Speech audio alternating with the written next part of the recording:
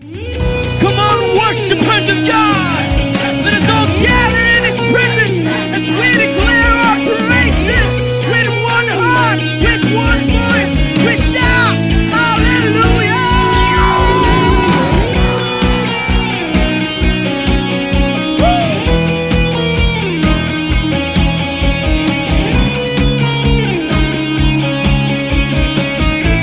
Come on, all together we declare, we are your people. We are the reason why you came. Amazing grace that saves, that lifted us from the miry clay. We are your people. We are the reason why you came. Amazing grace that saves, that lifted us from the miry clay. Heaven is open, the clouds are washing over all the earth. It says you're always there. Never surrender, your love is so relentless. You never fail to give. Your love that sets us free. We are the people of the Lord. We are the light of the world, and so that brings hope to all. We are the bearer of the word. The sheriff's love to all the nations, spread His glory.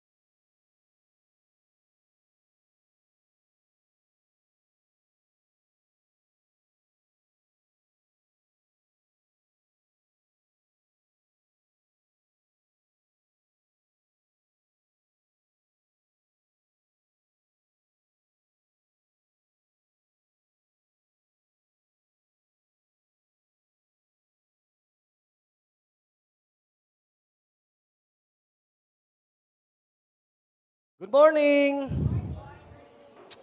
Wow. Are we blessed? Blessed na blessed? Sige nga, sabi mo sa katabi mo, blessed ka ba? Ako, blessed na blessed ako. Alam nyo, talagang naman nakaka-bless, ano? Praise and worship pa lang, wow! Blessed na tayo. Kita naman natin ang ginawa ng ating worship music team. Palakpakan naman natin ng Diyos sa buhay ng ating worship team, di ba? Ang nag-song leader pa sa atin ngayon ay ang walang iba kundi ang ating pastora Jana together with her husband, no? Wow, praise God. Talaga namang nagbubunyi ang mga anghel sa langit sa ating pag-worship sa Kanya. Hallelujah! And now, today, nakita niyo sa screen, Happy Thanksgiving Sunday. Sabi mo sa katabi mo, Happy Thanksgiving Sunday. Wow, so we are happy, no, celebrating this Thanksgiving occasion. Alam niyo po, katulad din ng mga family, no? Meron ang family, especially kung meron mga special occasions, season of celebrating, merong mga families na nagkakaroon ng mga tradition na ginagawa. No? Of course, we are not traditional, but here in the Church of God General Trias, just like families here in this church, we have this tradition that we end the year with Thanksgiving. No? Kita natin, we are now in the 29th day of December. At 2 days na lang ang 2024. Wow, no? Happy New Year! Sabihin mo sa katabi mo, Happy New Year! Yan, 2 araw na lang ang 2024. And ending this year with Thanksgiving, we do this to have appreciation, no? Appreciate the goodness of God sa buong taon na ginawa niya sa buhay natin, no? Dito sa church, yung faithfulness ng Panginoon. So, we are ending the year with appreciation and anticipation. Why anticipation? We anticipate na patuloy pa rin pagpapalain tayo ng Panginoon Diyos sa darating na bagong taon. Amen? That's how God is good to us. And this Thanksgiving Sunday, we challenge the people, no, to bring something to offer, no, to bring offering to God at the end of the year to commemorate what He has done to your life and to prepare what He's going to do in the next years to come, no? Yun po yung ating gagawin later pagkatapos po ng ating preaching sa araw na to. Now, this season, ito po ang tanong ko sa ating lahat, this season, Christmas, di ba? Dumating ang Christmas, natapos ang Christmas, but before Christmas, sino po dito sa inyo ang naging abala? Naging na-pressure. Sabihin natin na-pressure, no? Dahil saan? Sa gastusin, no? Yung mga nakaraang preaching natin, di ba, na ano ba yung talagang naging reason for this season? Di ba, sabi natin, it's Jesus Christ. Pero ang mga tao ay naging abala pa rin, no? Nagkaroon din ng mga, na-pressure tayo. Tapos na po ang Pasko, pero padating naman ang bagong taon, no? Meron ba ditong nape-pressure na sa dadating na bagong taon? Ano ang ihahanda ko? No? Ano kaya ang bibilin? Sino kaya ang dadating na bisita sa amin? No? Ako nang paputok? Ay, hindi, bawal yun, ha? Saan kami pupunta? Yung iba, no? Lumalabas. So, parang nahaharap tayo ngayon sa gastusin. Tama ba? Paano kung masabay pa ang mga ibang problema? Hindi lang financial, no? Paano kung meron kang karamdaman o kaya ay may iba kang dadating na problema na alam mong hindi mo pwedeng talikuran, no? So, dadating ang mga gastusin, tapos ito lang yung tinatanggap mo, no? Halimbawa, katulad nito, no? Ganyan ka ba? Napapaganyan ka na lang ba pag nakita mo yung bill mo? Daming bill, no? Haba. Judith na naman. Ikaw, Judith talaga. Ayoko na sa'yo. Di ba, no? Judith na naman ng kuryente, tubig, no? Amortization ng bahay, amortization ng sasakyan, no? Tapos, medyo kapos yung budget mo. Hindi ba, minsan, no? Natural lang naman, no? Normal lang naman na tayo ay nape-pressure. Minsan nga, nai-stress pa. Tama ba? Dumating ba tayo sa ganyan na kino-compare natin yung natanggap natin versus dun sa lalabas. Kino-compare natin yung maliit nating natatanggap versus dun sa malaking problemang kinakaharap mo. Hindi ba tayo mape-pressure ng ganon? No?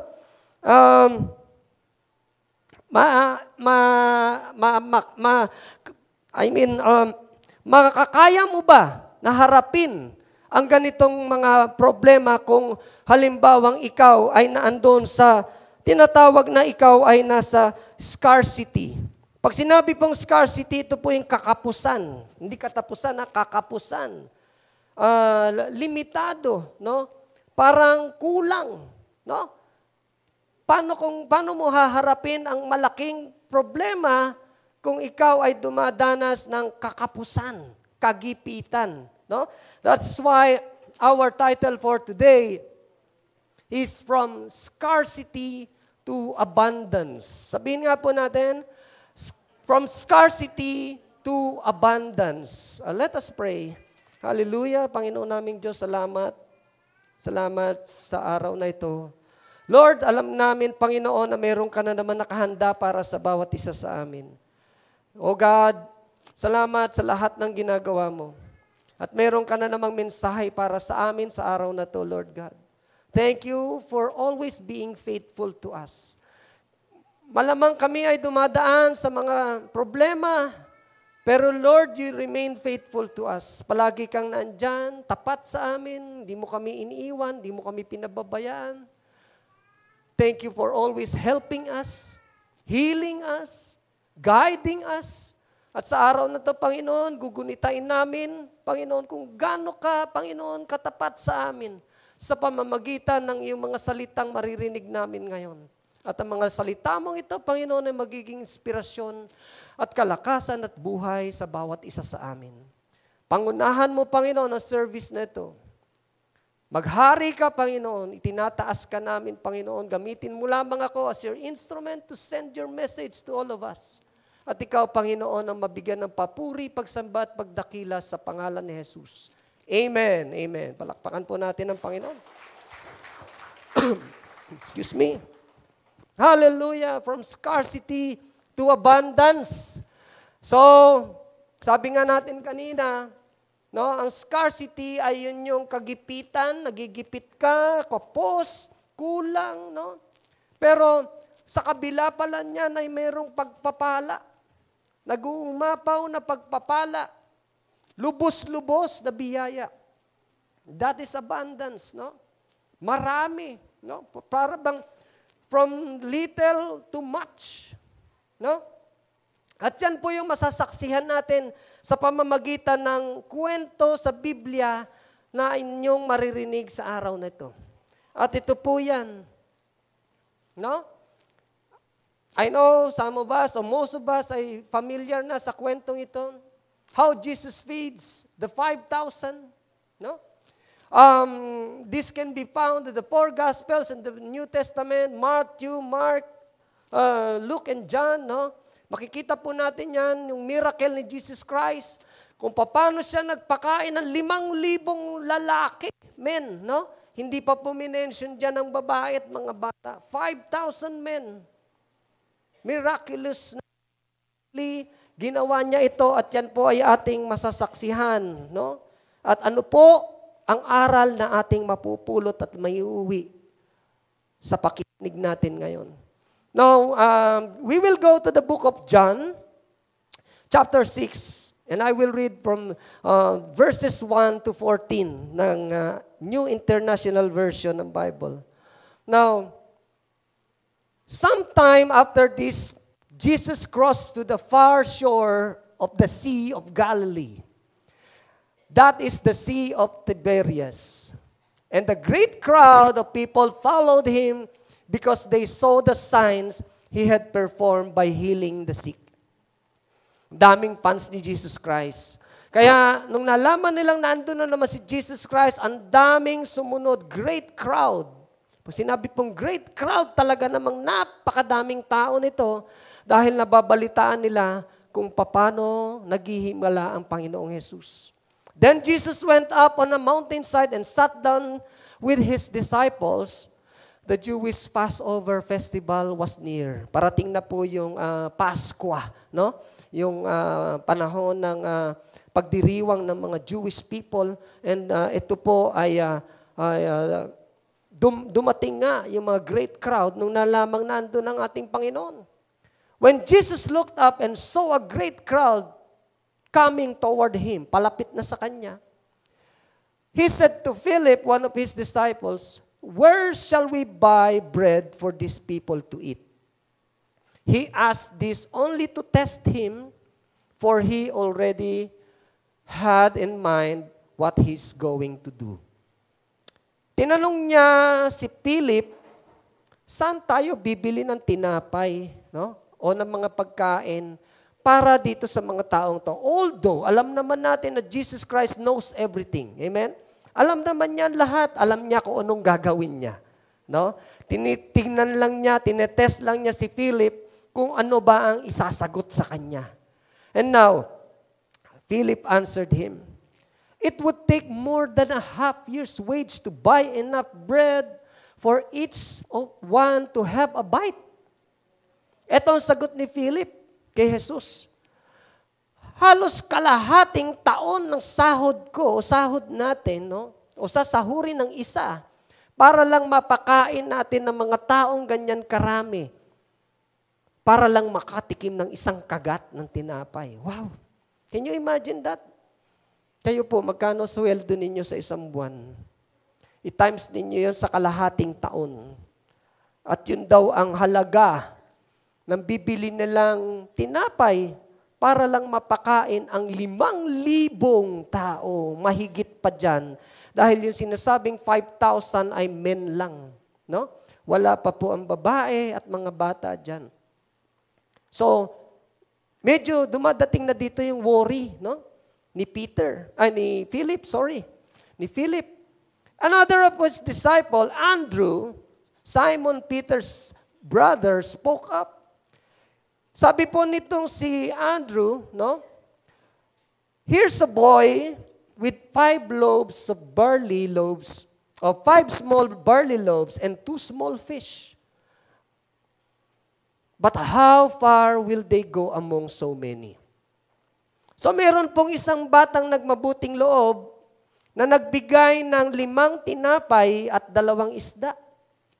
Siguro sabi ng bata, ito baka makatulong. So sabi po ni Andrew, meron ditong bata nagbibigay dito ng 5 tinapay at 2 isda, pero paano natin may papakain to sa 5,000 tao? No? 1,000 tao. Can you imagine gaano karami yan? Siguro po puno ang oval dito sa Santiago kung ganyan karami ang tao. No? Ngayon, sabi po ni Andrew, siguro sabi niya, kung sa atin nga lang 12, sa aming 12, kulang pa yan eh. Di ba? Kasi 5 isda lang. 5 tinapay lang at 2 isda. So, ito po sagot. Sabi ni Jesus said, "Have the people sit down." There was plenty of grass in that place, and they sat down. About 5,000 men were there. And Jesus took the loaves, gave thanks. Take note of that. Jesus took the loaves from that boy, gave thanks, and distributed to those who were seated as much as they wanted. He did the same with the fish. Kinuha niya yung alay ng bata, ipinagpasalamat niya po yun. No? He gave thanks. Now, when they had all had enough to eat, he said to his disciples, "Gather the pieces that are left over, let nothing be wasted." So they gathered them and filled 12 baskets with pieces of barley loaves left over by those who had eaten. Tingnan po natin yung sinabi dyan ni Jesus. Likumin ninyo lahat ng natira. Ibig sabihin, napakain po lahat. Napakain lahat at likumin ninyo may natira pa. At wala kayong aaksayahin. Wala kayong sasayangin. No? So they gathered them and filled 12 baskets pa with pieces of 5 barley loaves left over by those who had eaten. And now, after the people saw the sign Jesus performed, they began to say, "Surely, this is the prophet who is to come into the world." Nakita nila kung paano ang kapangyarihan ni Jesus kumilos. Nakita nila ang himala na hindi nila inaasahan. Kaya sila ay na-amaze. Ikaw ba naman hindi ka ma-amaze? Na mapakain mo ang ganong kadami, no? Siguro, kumbaga sa atin, yung crowd na yun para sa atin, yung dami yun ng problema mo. At yon ay nasolve. Nasolve dahil kay Jesus. No? Kaya ang mga tao sabi, ito na nga.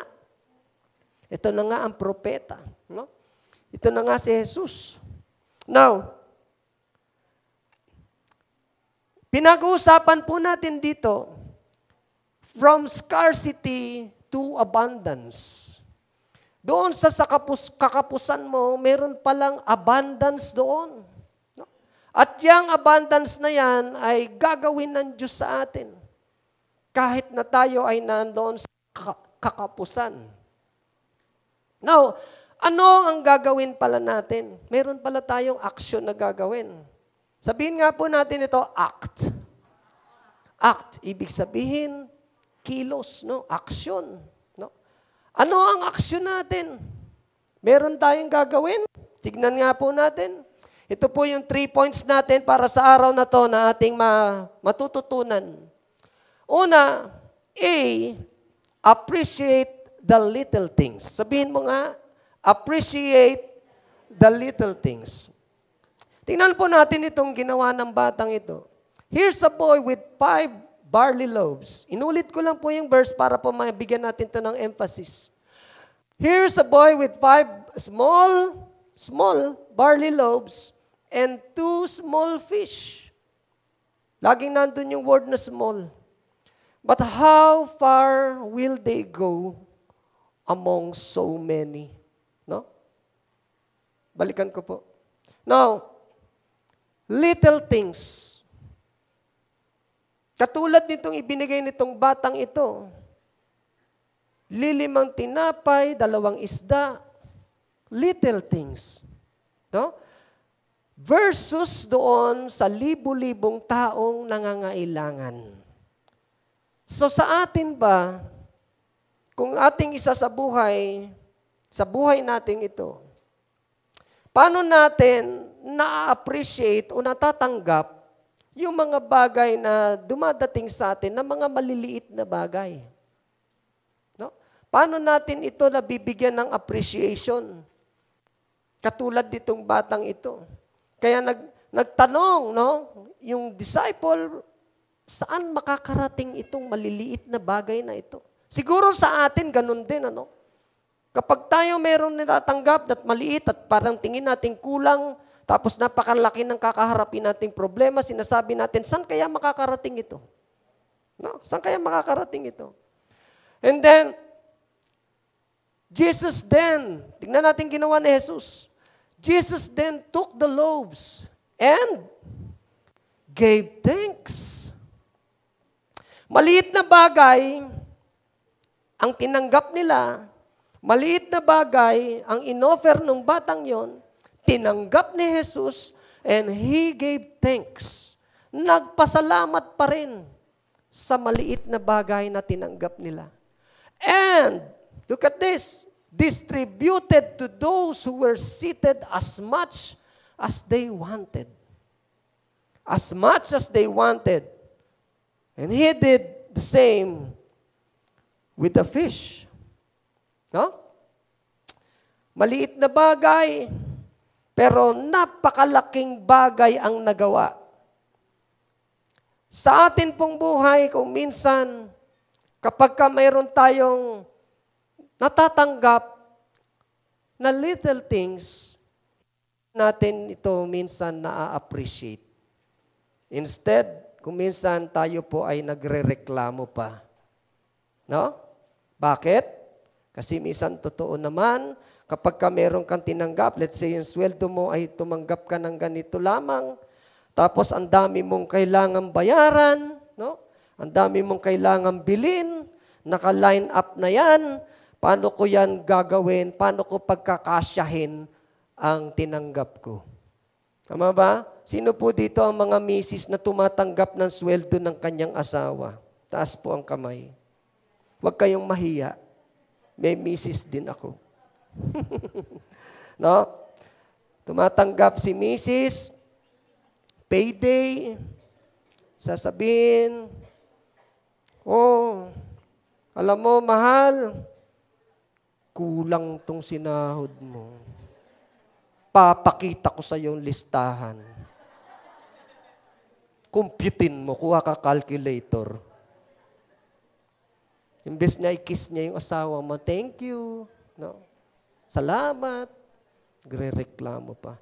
Kasi siguro, tingnan ko payslip mo, wala kang OT.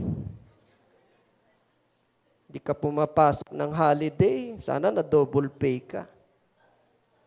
No? Kakaharapin mo yung mga bayarin. Tapos ito lang ang nakolekta mo sa mister mo. Paano gagawin natin yan?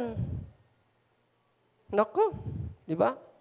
Imbes na ma-appreciate mo yung ginawa ng naghirap, no? Nagbigay sa'yo. Nagreklamo ka pa ngayon. No? Minsan kasi tayo po, alam niyo, sa totoo lang, may mga blessing naman talaga tayo eh. No? Nandyan lang yan sa harapan mo, kapatid. Kaya lang kung minsan hindi natin agad napapansin. Siguro sumasama din ang loob ng Panginoon sa atin. Dahil hindi naman lahat na be-bless. Na katulad ng ikaw. Di ba? Alam nyo, sino dito ang nag-almusal na kanina? Siguro naman lahat kayo nakapag-almusal. No? Ano almusal ninyo? Pandesal, kape, ano pa laman? Keso. Ayan, peanut butter. No? Salamat sa Diyos! Nakapagpasalamat ka ba after mo mag-almusal? Maaring simple lang ang almusal mo, but that small blessing, no? Pero yun ay nagbigay sa iyo ng lakas, kaya ka nga nakalakad eh. Di ba? Kaya ka nga malakas ngayon kasi kumain ka. At yan ay little thing na dapat nating ipagpasalamat sa Diyos. Amen? Maring may sakit ka, pero nandito ka pa rin. Malakas ka pa rin. Nakakabili ka ng gamot, kahit generics yan, okay lang. Salamat sa Panginoon. Amen? Let us learn how to appreciate the little things na ating natatanggap. Huwag nating ikumpara ng kumpara yung ating natatanggap sa natatanggap ng iba. No? Para ma-appreciate natin ito. No? Mapagpasalamat natin ito sa Panginoon. Look at Jesus. No? Si Jesus laging halimbawa yan eh. May nagbigay, may nag-offer na bata, yun lang, pero ang dami niyang kakaharapin, dami niyang papakainin. Pero sabi ni Jesus, akin na yan. He gave thanks. No? Nagpasalamat si Jesus. At yung pagpapasalamat niyang yon, ang layo ng narating. Amen? Ganon din pala tayo, no? Kung tayo tatanggap ng simpleng bagay, maliit na bagay, pag ipinagpasalamat mo sa Diyos, magmumultiply yan. Doble-doble, triple, no? Alam niyo ba, si Jesus Christ ay very great mathematician. Mahusay pa siya sa pinakamahusay na mathematician. Kasi mahilig siya mag-multiply. No? Ilang beses nag-multiply si Lord, di ba? Di ba sa New Testament, no? Andun yung wala daw mahuling isda sila Peter, pero sabi niya, sige, laglag mo yung lambat. Kita nyo, nag-uumapaw yung isda, di ba? Wala, from nothing, no? To very much, no? He can turn the ordinary into extraordinary. Nung kasalan, wala na daw alak, wala na daw wine. Pero anong meron? Tubig. Para lang masatisfy yung mga bisita. Yung tubig, ginawa niyang extraordinary wine. No? So, nasatisfy lahat. Ganyan po maghimula si Jesus. No? Kaya sa buhay natin, kung ano yung meron ka, kapatid, ang paalala sa atin ng ating Panginoon, ipagpasalamat mo yan sa Diyos. Amen? Ipagpasalamat mo yan and appreciate ninyo yung kabutihan ng Diyos sa buhay mo. Hallelujah. Hallelujah. Next, kanina A, ngayon po ay letter C. Cultivate a compassionate heart. Sige nga po, let us read this. Cultivate a compassionate heart. Compassionate. Si Jesus Christ, sobrang compassionate. Nang nakita Yung crowd na yan, when Jesus landed, no, sa Matthew po ito, sa Book of Matthew. Hindi po yan binanggit sa Book of John, sa Book of Matthew, but the same scenario. Sabi po dito, when Jesus landed and saw a large crowd, He had compassion on them and healed their sick. Wow! Alam niya itong mga taong ito, kaya lumalapit sa Kanya may pangangailangan. No? May kailangan yan.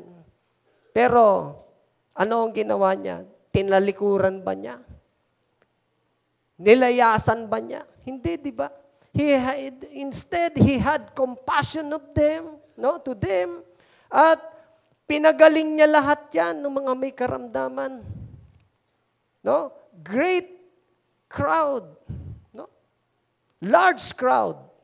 Sabihin na natin sa ating buhay ngayon, hindi crowd yang napakalaki sa'yo. Sabihin natin ngayon ay napakalaking problema. Kakaharapin ba natin yan? O tatakasan natin? No?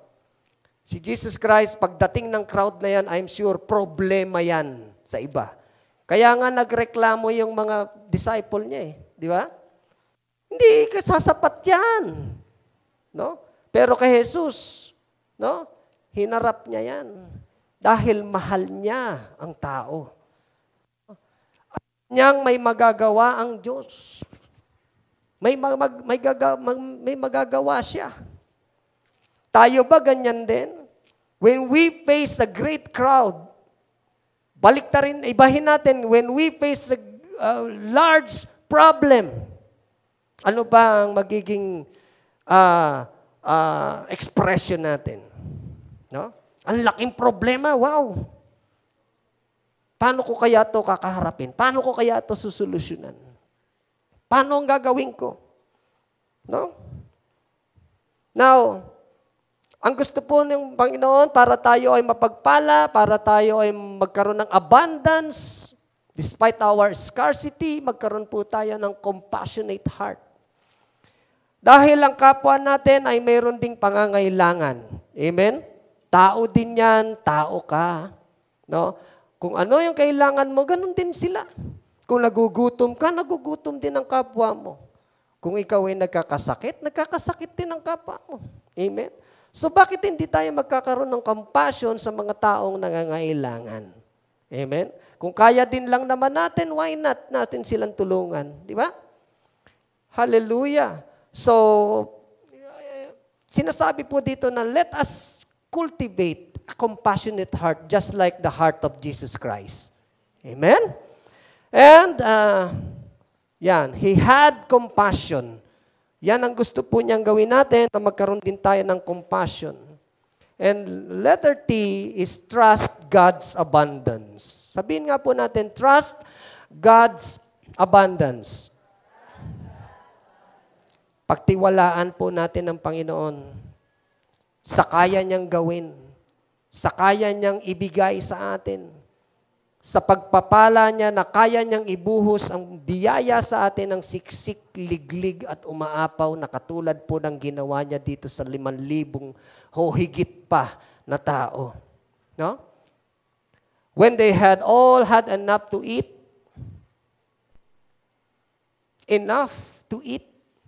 isipin niyo po, napakain lahat yun. Dahil lang doon sa kakaunting tinapay at isda. And he said to his disciple, gather the pieces that are left over and let nothing be wasted. Ano kaya ibig sabihin ni Jesus dito? No? Yung mga tira-tira, kunin yun. Wala kayong sasayangin. Kasi po, pagpapala yan Biyaya yan galing sa Diyos. No? Kung ang biyaya natin ay binuhos sa atin ng Panginoon, lahat mayroon ka ngayon. Yang buhay mong yan ay pagpapala sa iyo. Isang pagpapatunay na God is abundant to your life.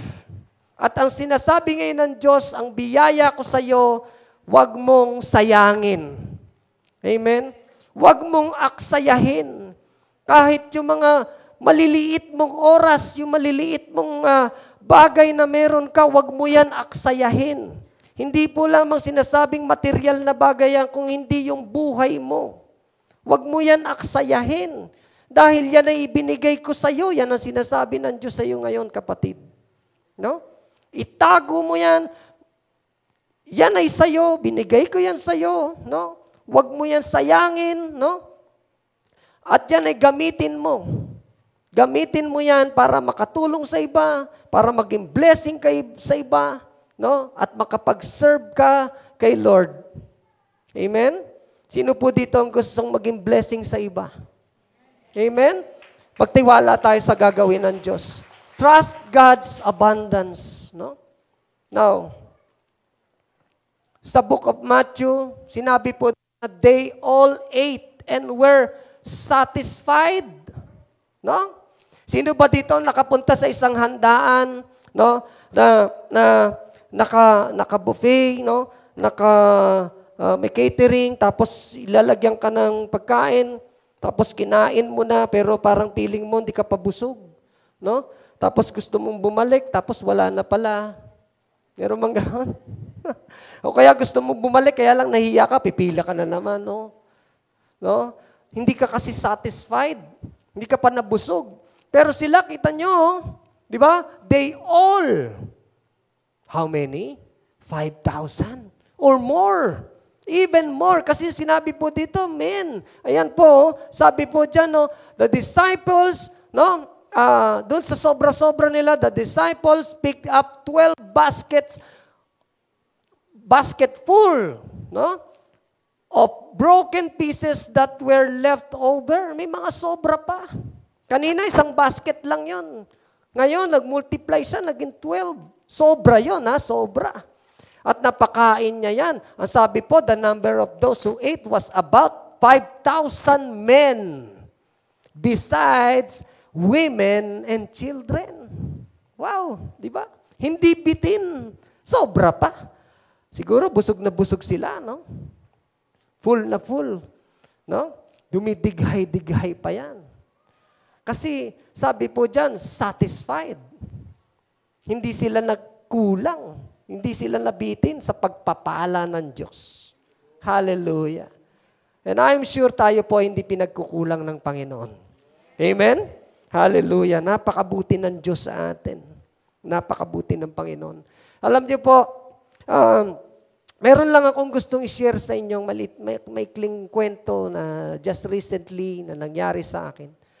Na nakita ko yung pagkilos ng Diyos. Last November 16, no, yung aming hayo dito po sa Santa Clara na ginawa ng mga evangelism at mga kasama nating kapatiran. Kami po ay humayo sa Santa Clara, Sabado. It is also para ma-invite po namin yung mga tao doon na mag-church sa church extension po natin sa Mikais. No? At ginawa po namin yon. At kinabukasan, mag-o-open po yung church extension ng COG Gentry doon sa Mikais. At yun po yung first day, no, ng service doon. At ako po yung na-assign na mag-preach doon that first day, that first Sunday in Mikais. So, after our hayo, ako po at kami ng misis ko ay pauwi na. No? Dumaan kami sa isang tindahan, may binili kami. Tapos po, nung nagdadrive ako, bigla pong may lumagabog sa kotse, yung bug, gumanon. Ano kaya yun? Parang may tumunog na malakas sa sasakyan. Sabi ko, tumigil ako sandali, tinignan ko yung ilalim, wala naman sira. Wala naman, okay naman ang gulong. Tapos tumatakbo pa rin ako. Tingnan lang liliko ako, merong tog, gumaganon, lakas. Medyo nag-alala si Mrs., dahil angkas ko siya. Sabi, check mo yung hood, buksan mo. So, binuksan ko nga yung hood, tinignan ko, nakita ko yung isang part dito sa may driver's seat na shock absorber ay bali. Bali. Sabihin, delikado po yon. Hindi ko na pwede yun itakbo. At alam nyo, napakagbuti ng Panginoon sa ginawa niya. Saan ako nasiraan? Doon sa katabing-katabi ng auto supply at nandun din yung mekaniko nila. Tapos po, mayroon doon yung bahay doon, kaibigan po ni Mrs., binili niya muna yung sasakyan doon. Doon muna yon. Tapos, pero, Nag-isip kami ngayon ni misis ko. Dahil tinanong ko kung magkano ang isang shock absorber. Gusto niyo malaman kung magkano? 4,500 ang isang piraso. At pag pinalitan po yun, dapat 2. Sabi ng mekaniko, delikado yan, sir, pagka isa lang pinalitan mo dahil baka babaliin naman yun yung kabila. So, kailangan po pair. 4,500 times 2, 9,000. Sir, pwera pa labor dyan. Sir, pwera pa dyan kung may mga nasirang bushing. Oh, ganun ba? Di ako nagpahalata pero medyo nag-worry. Usap kami ng misis ko, sabi ko, 9,000 daw. Ha? Alam niyo po, si misis ko, medyo tight po yan pag naghawak ng budget. Yung 9,000 po siguro sa iba, maliit na bagay. Pero sa amin po, napakalaking bagay po yun.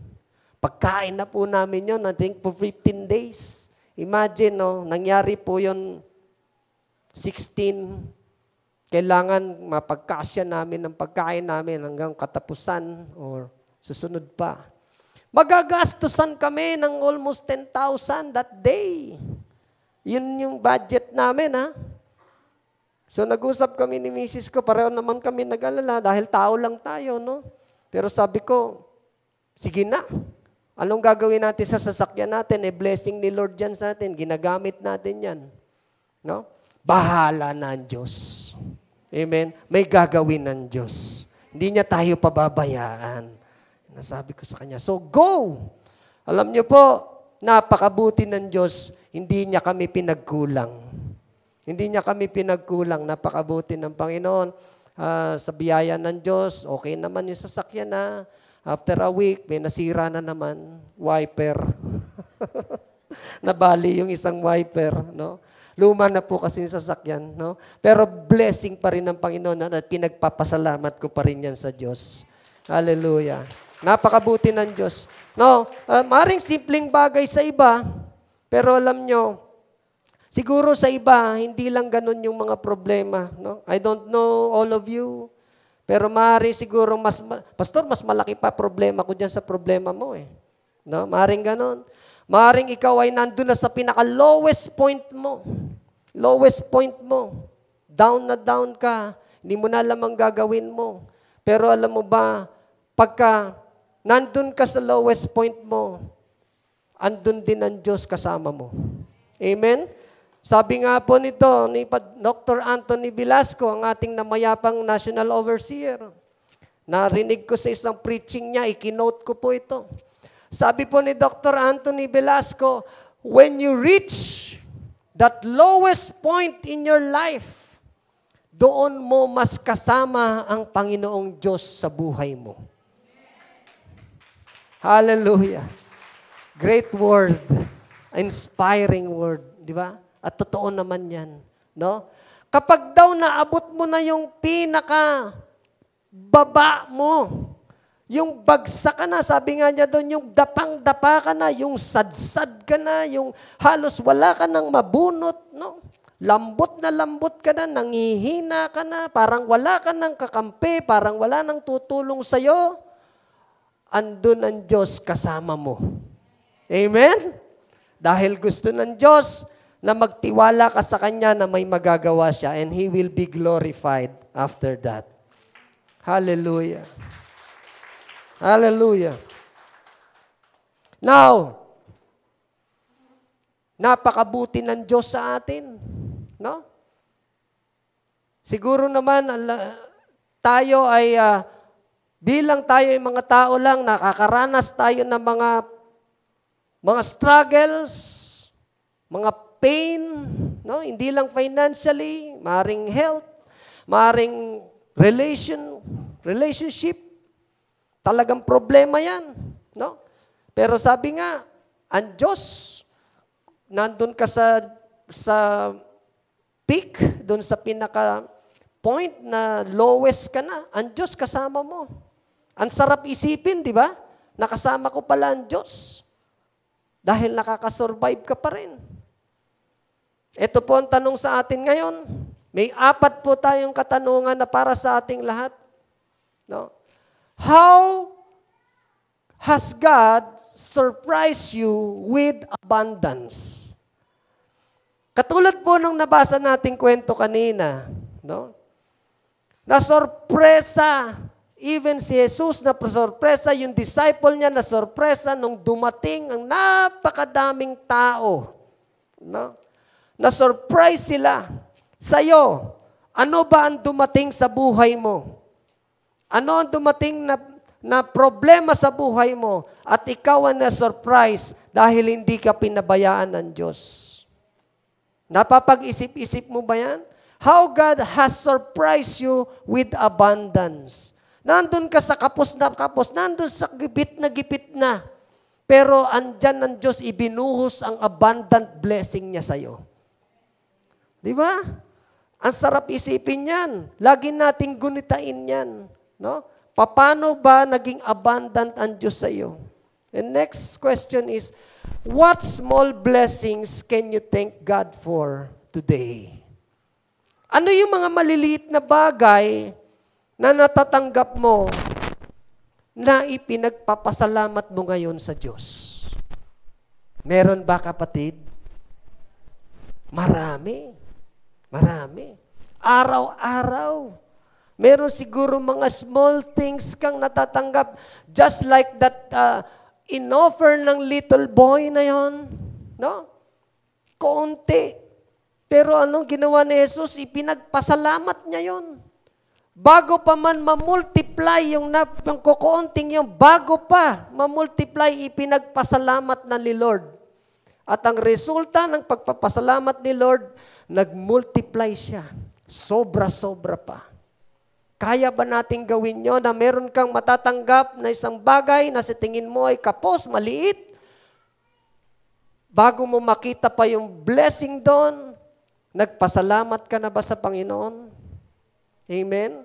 Nagpasalamat ka na ba sa mga kakaunting tinatanggap mo? O sinasabi mo na kulang po yan eh. Kulang yan. Kulang yan sa dami ng problema ko. No? Kulang ang ginagawa mo, Lord, sa akin. Kulang ito. Pero dapat yata pasalamatan muna natin dahil hindi lahat po ay tumatanggap ng ganun. Amen? Meron kang bahay na inuwian, may kakainin ka, no? May pamilya ka. Kahit papano, araw-araw kumakain ka. Salamat sa Panginoon. Amen? Salamat sa Diyos. Now, next is, how can you cultivate gratitude for God's overflowing blessing? Kanina po yung maliliit na bagay, paano mo yan pinasasalamatan? Ngayon, kung overflowing naman ang blessing sa'yo, paano mo na ipapakita o paano nagkukultivate sa'yo yung gratitude? Yung pagbabalik mo sa Panginoon, yung pagpapasalamat mo sa mga overflowing na blessing na tatatanggap mo. Meron ba ditong nagkaroon na ng overflowing na blessing ni Lord? Amen? Yung iba, wala. Di ba? Overflowing naman si Lord lagi. Kanina ko sinasabi, yung maliit na bagay, hindi yan maliit lang, malaki yan para kay Lord. Amen? Yung mabuhay ka pa lang sa araw-araw, overflowing blessing yan. Amen? Matanda ka na, pero buhay ka pa rin, overflowing blessing kay Lord yan. May sakit ka, pero buhay ka, overflowing na blessing kay Lord yan. Amen? Nakakalakad ka, nakakakita ka, overflowing na blessing kay Lord yan. Nakakabili ka ng gamot mo, nakakabili ka ng pagkain mo, overflowing na blessing ni Lord yan. Tikit sa lahat, nandito ka ngayon sa simbahan, blessing ni Lord yan. Amen? Hallelujah. Now, sabi po dito, kung meron kang overflowing na blessing, tulad ng mga na-mention ko, how can you share your resources with others? Don't get me wrong with this. Pag sinabi pong resources, hindi lang po yan pera. That is your time. It could be your time, panahon. It could be your talent, God-given talent. Binigyan ka ng talento ng Diyos. Or finances na rin. No? How can you share that? resources with others. No? Paano mo ito nababahagi? Paano mo nasasabi na ikaw ay blessing din? Ikaw ay na-bless? Ikaw ay blessing din. Amen? Dahil gusto ng Panginoon, tayong lahat ay maging blessing din. Amen? So, sabi po dito sa Bible, ito pala, give and it will given to you. They will pour into your lap a good measure, pressed down, shaken together, and running over. For by your standard of measure, it will be measured to you in return. No? Katulad ng batang yon, siya ay nagbigay. Ito lang ang kaya ko eh. Pwede naman niyang ipagdamot yun. Dahil ito lang, sa akin lang to. Pero ibinigay niya. Tingnan niyo po, ang resulta ng kanyang ibinigay na maliit. Di ba? Napakain ng libo-libong tao. Yung maliit na bagay naging blessing. Overflowing blessing. No? Kaya nga po sinasabi, give it will be given to you. Nagbigay siya, sumobra-sobra pa ang pagpapala. Hallelujah. Amen. Alam niyo po, nung ako'y maging Kristiyano, dito ko po naintindihan. No? That it is better pala to give than to receive. Ang sarap ng pakiramdam ng ikaw this time, ikaw naman ang nagbibigay. No? Dati, nung hindi pa ako Kristiyano, gustong-gusto ko, ako nang ako bibigyan. Naranasan ba ninyo yon? Ang saya-saya mo pag binibigyan ka ng binibigyan, pero pag dami mo na, pero pag ikaw naman ang magpapakawala, parang ang hirap bumulot. Nakapadlock yata yung... Hindi na pera yung... Sabi nga, it could be your time. No? It could be your talent. No? Para bang hirap ka magbigay. Pero gustong-gusto mo, ikaw yung tatanggap. No? That is selfishness. No? Hindi ka nagkakaroon ng compassion. Paano naman pag ikaw ang nangailangan at ikaw din ay hindi bigyan? Di ba? Masakit din sa iyo yun. Kaya nga po, sabi po dito, each one must do just as he has decided in his heart. No? Hindi po kailangang extravagant yung ibibigay natin. Ang importante po, ito po ay maluwag sa ating puso. No? Kaya nga sabi diyan, each one must do as he has decided in his heart. Not reluctantly or under compulsion. Hindi napipilitan. Hindi, bawa sabihin, tulungan mo naman yung kapatid mo. Kasi nangangailangan eh. Sige na. Sige na nga. Yan, bigay mo yun sa kanya. Pero, bayaran niya, ha? No? Parang masama loob mo, no? So, sabi po dyan, not reluctantly or under compulsion, yung pilit. No? For God, bakit? For God loves a cheerful giver. No? Masaya ka. Amen? Hallelujah. Masaya ka. Alam niyo po, ako po hindi mayaman. Pero pagka ako po nakakapagbigay, ibang-iba po yung feeling ko. No? Lalo na pag, alam mo, nangangailangan, nautang. Ito, sa'yo na lang yan, huwag mo na bayaran. Maliit lang naman yan. No? Tapos nakita mo, ngumiti siya. Yung pala, malaking bagay sa kanya yung naitulong mo. Di ba ang sarap sa pakiramdam? Amen? Sarap sa pakiramdam ng ikaw naman, this time, ang nagbibigay. Hindi ikaw yung laging tumatanggap. Now, tayo pong lahat ay dumadaan sa scarcity. No? Problema, kakapusan, kagipitan. Pero sabi po dyan, in your scarcity, there is abundance because Jesus is with you. Amen? In your scarcity, there is abundance because Jesus is with you. Naniniwala ba tayo dyan? Amen? Amen to that. Na kahit na tayo ay nahihirapan, no? Merong abundance yan. Meron niyang pagpapala dahil si Jesus ang kasama mo. Amen? Hallelujah. Sige po, tayo pong lahat ay tumayo. Purihin natin ang Panginoon. Hallelujah. Now, this Sunday is a Thanksgiving Sunday. Ating gunitain ang kabutihan ng Diyos sa ating buhay. Ano po dito na bless ng Panginoon? Hallelujah. I believe na lahat po tayo ay nabibless ng Panginoon. Sabi nga po sa katanungan kanina, paano mo naipapakita? Kung mababalik sa Panginoon ang biyaya, ang sobra-sobrang pagpapala sa iyo ng Panginoon. Maramdaman ng Panginoon na you appreciate. No? It could be little, pero alam nyo, kapag ka sa Diyos ka nagbigay, just like that little boy, that young boy, hindi na-appreciate ito ng kanyang disipulo. Sabi, saan makakarating yan? Pero si Jesus, di ba? Yung little thing na binigay ng batang yon, pinasalamatan yun ng Diyos. He appreciated what that boy offered to him. At sa atin, katulad din ba tayo ng little boy na yon? Na willing kang mag-offer sa Panginoon kung anong meron siya. Yun na lang ang meron siya. Pero magiging blessing sa napakarami at pinasasalamatan ng Panginoon yun. And that's what we are going to do today. No? We will offer to God doon sa puso natin nang gagaling.